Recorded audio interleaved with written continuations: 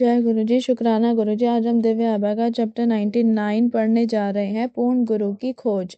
जब से मैंने होश संभाला, मेरे अंतःकरण में अपने एक गुरु के लिए चाहत रही है। यद्यपि मुझे गुरु की उपस्थिति का आभास था, मैं उन्हें देख नहीं पाती थी। कोई विपदा आने पर मैं उनको याद करती थी और मेरे बचपन से कोई दिव्य शक्ति सदा मेरी सहायता करती आई थी। गुरु जी के प्रथम दर्शन। मेरे पति और मैं चंडी मंदिर में रहते थे। संयोग से ऐसा हुआ कि एक सैन्य अधिकारी की बेटी अस्वस्थ थी। मैंने उसे घर भेजने को कहा जिससे मैं उसको देख सकूं। परीक्षण करने पर मैंने पाया कि उसे विषाणु जनित यकृत शोथ था। मैंने उसे औषधियां देकर घर भेज दिया। उसी दिन जब उसके पिता मुझे मिले और मैंने उनकी बेटी की अवस्था के बारे में प्रश्न किया, तो उन्होंने उत्तर दिया कि घर पर गुरुजी के आने के बाद से वह बिल्कुल स्वस्थ है। मैंने उनसे शिकायती लहजे में कहा कि उन्होंने कभी गुरुजी के बारे में नहीं बताया और उनसे विनती करी कि अगली बार जब भी गुरुजी घर आए तो मुझे अवश्य सूचना दें। उन्होंने ऐसा ही किया। मैं जल्दी से उनके घर गई तो गुरुजी उनके कक्ष में बैठे हुए थे।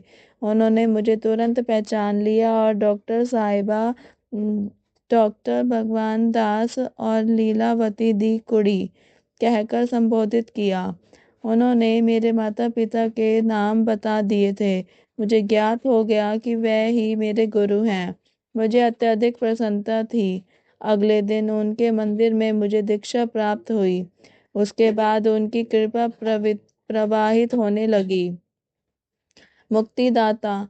हम कई बार मृत्यु का ग्रास बनते बनते बचे हैं। गुरु जी से मिलने से पूर्व, जैसा मैं कह चुकी हूँ, मुझे गुरु की उपस्थिति का आभास था। एक बार श्रीनगर में जब मैं कार चला रही थी, सेना के एक अधिकारी की कार बिल्कुल सामने आ गई। मेरी गाड़ी जब रुकी तो उसका 1/4 भाग सड़क पर था, किंतु शेष 3/4 सड़क से बाहर हवा में लटक रहा था। वह अधिकारी, जिनको मैं जानती थी, अपनी कार से बाहर निकले और उन्होंने कहा कि मेरी कार के ब्रेक काम नहीं कर रहे थे। मैं केवल ईश्वर का धन्यवाद करती रहती थी। बाद में जब वह बार बार बचाने वाली दिव्य शक्ति गुरुजी के रूप में सामने आई, तो भी सदा हमारी रक्षा होती रही। एक बार जालंधर में गुरुजी के मंदिर के निकट एक छोटी बस में मेरी कार क्षतिग्रस्त कर दी। मंदिर पहुंचने पर गुरुजी द्वार पर खड़े हुए मिले और बोले कि बच गई। दिसंबर 2005 में मैं अपने पुत्र की कार लेकर एक उद्यान में टहलने गई थी। एक चौराहे पर एक ट्रक सामने आया, पर अंतिम क्षण पर चालक ने उसे मोड़ लिया। एक अनहोनी घटना, क्योंकि ट्रक के सामने छोटी गाड़ी को ही स्वयं को बचाना पड़ता है। ट्रक चालक ने मुझे क्रोध भरी निगाह से देखा तो मैंने उससे कहा कि मेरे भगवान ने ही मेरी रक्षा करी है। यह सुनकर वह मुस्कुराया और चला गया। सेना में पदोन्नति की अनूठी घटना। गुरुजी मेरे मेजर जनरल पति की पदोन्नति में भी कृपा करी है। मेरे पति को पदोन्नति सीमित ने स्वीकृति दे दी थी, किंतु उस समय केवल 5 रिक्त स्थान थे और वह 8वें स्थान पर थे। उनकी पदोन्नति असंभव लग रही थी। गुरुजी जालंधर में थे। मेरे पति के वहां पर लंगर ग्रहण करने के बाद गुरुजी बोले कि चलिए लेफ्टिनेंट जनरल साहब, आपको डाइन आउट करते हैं। कुछ मिठाई बांटने के पश्चात गुरुजी ने उनको पहनने के लिए एक पोशाक और दूध पीने के लिए एक चांदी का गिलास दिया। मैंने वह कपड़े और गिलास गुरुजी की दया के प्रमाण अलमारी में रख दिए, पर गुरुजी ने उनका उपयोग करने को कहा। मेरे पति ने उनका उपयोग किया और गुरुजी की कृपा प्रवाहित होती रही। पदोन्नति से पूर्व 3 बार उनकी अवधि बढ़ाई गई। सेना में संभवतः ऐसा पहली बार ही हुआ हो। उनकी संचिका फाइल अटकने के कारण विलंब हो रहा था। गुरुजी ने विलंब के कारणों को दूर करने मुझे दिल्ली भेजा। वहाँ पर मुझे एक जनरल साहब मिले जो स्वयं गुरुजी के अनुयायी थे। उनको स्थिति से अवगत करने के उपरांत उनके कहने पर उस संचिका पर कार्यवाही हुई। कुछ ही दिनों में मेरे पति का लखनऊ स्थित सेना चिकित्सा कोर केंद्र में स्वयं में एक उत्तम स्थानांतरण हो गया। विद्युत ऊर्जा के अभाव में स्टीरियो चला। लखनऊ में गुरुजी कुछ दिन हमारे साथ रहे थे। एक बार प्रातः 3 बजे फ्यूज जल गया। किसी कारणवश जनरेटर भी शुरू नहीं हुआ। सत्संग का समय हो रहा था और गुरुजी हमारे जीवन की दिव्य ज्योति हमारे बीच में बैठे थे। उन्होंने मेरी बेटी को स्टीरियो चलाने को कहा। उसने उनके कथन की अवहेलना करी और उसने उनके कथन की अवहेलना करी क्योंकि विद्युत नहीं थी। गुरुजी के पुनरोकित करने पर उसने चलाया और वह अगले 4.5 घंटे बिना विद्युत के चलता रहा। भक्त का घर बनवाया।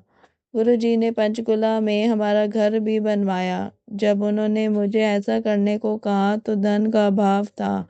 मेरे पति ने भी इसमें अरुचि प्रकट करी। उन्होंने शंका प्रकट करी कि इसके लिए पैसे कहाँ से आएंगे और क्या गुरुजी धन की वर्षा करेंगे। किंतु ऐसा ही हुआ। बीज राशि के रूप में मेरे पति ने पुत्र के विवाह के उपरांत बचे हुए 40,000 रुपये दिए। फिर गुरुजी के संकेत पर मैंने सावधि योजना में डाले हुए धन का उपयोग किया। पुनः गुरुजी के तीसरी बार कहने पर मैंने अपने पास रखे हुए शेयर बहुत अच्छे दामों पर बेचे। अचानक पैसे का अभाव दूर हो गया था। गुरुजी ने पंचकुला में एक दुकानदार को सस्ते में सामान भी देने को कहा। शीघ्र ही घर बनकर तैयार हो गया था। मेरे पति को अपने प्रश्नों का उत्तर भी मिल गया था। गुरुजी ने हमारे लिए घर बना दिया था। यह तो उनका मंदिर है, हम तो केवल उसके रखवाले हैं। भेंट में रेशमी कमीज। गुरुजी की कृपा से मेरे बच्चों के विवाह हुए। 1991 में चंडी मंदिर में मेरे ज्येष्ठ पुत्र मनोज के विवाह में गुरुजी पधारे थे। उनके कथन के अनुसार उसके 2 पुत्र हुए। जब चिकित्सकों ने गर्भ में पल रहे भ्रूण का लिंग बताने से मना कर दिया तो गुरुजी का कहा याद कर मैंने उनको वह बता दिया। इसी प्रकार गुरुजी ने अगले पुत्र अरविंद को एक पुत्र और एक पुत्री का आशीर्वाद दिया। उनके विवाह पर भी 1995 में गुरुजी ने नव दंपति को आशीर्वाद दिया। उनकी कृपा से ही मेरी बहू की गर्भवती होने की रुकावटें समाप्त हो गई। मेरे सबसे छोटे बेटे राहुल के विवाह में भी गुरुजी की अहम भूमिका रही है। वह छात्रवृत्ति लेकर अमेरिका में पढ़ रहा था। एक दिन उसने फ़ोन किया कि उसे एक अमेरिकी लड़की पसंद है। यह मुझे अप्रिय लगा पर हमने निर्णय गुरुजी पर छोड़ दिया। निश्चय हुआ कि यदि गुरुजी ने हामी भर दी तो विवाह होगा, अन्यथा नहीं। राहुल भी इस बात से सहमत था। गुरुजी से चर्चा करने पर वह मान गए। उन्होंने विवाह की तिथि भी दी। विवाह दिसंबर मास में दिन में होना तय हुआ। मेरे पति को पहनने के लिए गुरुजी ने एक सूती पैंट और एक रेशमी कमीज दिए थे। शीत ऋतु होने के कारण मेरे पति वह ना पहनकर सूट पहनना चाह रहे थे। अचंभे की बात है कि उस दिन बहुत गर्मी रही और सूट में आए हुए अतिथियों के लिए वह सहन करना कठिन हो रहा था। मेरे पति ने सिलवाकर गुरुजी वाले कपड़े पहने और उन्हें कोई बेचैनी नहीं हुई। गुरुजी समय निर्धारित करते हैं। हमें जालंधर में लखनऊ शताब्दी से जाना था। हम गुरुजी के दर्शन के लिए गए थे। वहाँ उन्होंने हमें ट्रेन चलने के समय से आधा घंटा अधिक बिठाकर रखा। जब हम स्टेशन पहुँचे तो पता चला कि ट्रेन भी आधा घंटा देरी से चल रही है। इसी प्रकार एक बार हमें नोएडा से पंचकुला जाना था। हमें देर हो गई थी और घर से निकलते निकलते स्टेशन से शताब्दी के चलने का समय हो चला था। मेरे पति मार्ग में कहते रहे कि शताब्दी निकल गई होगी, पर कोई शक्ति खींचती हुई हमें स्टेशन तक ले गई। वहां पहुंचने पर हमारे शांतिपूर्वक ट्रेन में चढ़ने के बाद ही वह चली। मैंने इतनी तुच्छ बात के लिए गुरुजी को याद नहीं किया था, किंतु वह स्वयं सबका ध्यान रखते हैं। चंडी मंदिर में एक बार अचानक मैं गुरुजी के पास प्रातः काल चली गई।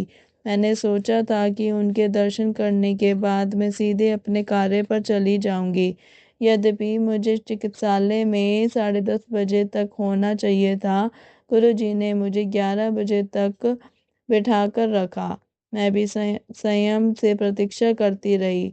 जब मैं चिकित्सालय पहुंची तो मुझे बताया गया कि कोई रोगी नहीं आया था, क्योंकि सेना की सब महिलाएं चंडी मंदिर गई हुई थी, जहां एक जनरल निरीक्षण हेतु आए हुए थे।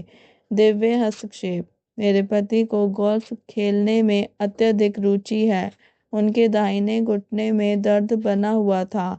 एक सहकर्मी ने एक्सरे करने के बाद देखा कि वहां की हड्डी पर एक अति बारीक दरार है, अतः उस पर प्लास्टर लगाने का सुझाव दिया। गुरुजी को बताए बिना मैंने उस प्रक्रिया के लिए मना कर दिया। गुरुजी ने अपना हाथ उनके घुटनों पर फेरा और उनकी वेदना समाप्त हो गई। हम उनकी उपस्थिति से अति सौभाग्यशाली हैं। समस्त कठिनाइयों को समाप्त करने के लिए उस पूर्ण गुरु की एक निगाह प्राप्त है। एक बार गुरुजी ने मुझे अपनी नाड़ी देखने को कहा तो उसका संपादन 40 प्रति मिनट आया। मैंने कहा कि यदि उनकी नाड़ी शून्य भी हुई तो मुझे कोई चिंता नहीं है, क्योंकि मुझे ज्ञान है कि वह दिव्य रूप है और इस प्रवृत्ति की भौतिक परिभाषाएं उनके लिए अर्थविहीन है। जय गुरु जी। शुक्राना गुरु जी। इसी के साथ दिव्य आभा का ये चैप्टर समाप्त होता है। कल हम दिव्य आभा में पढ़ेंगे गुरु जी ने मेरा भाग्य पुनः लिखा।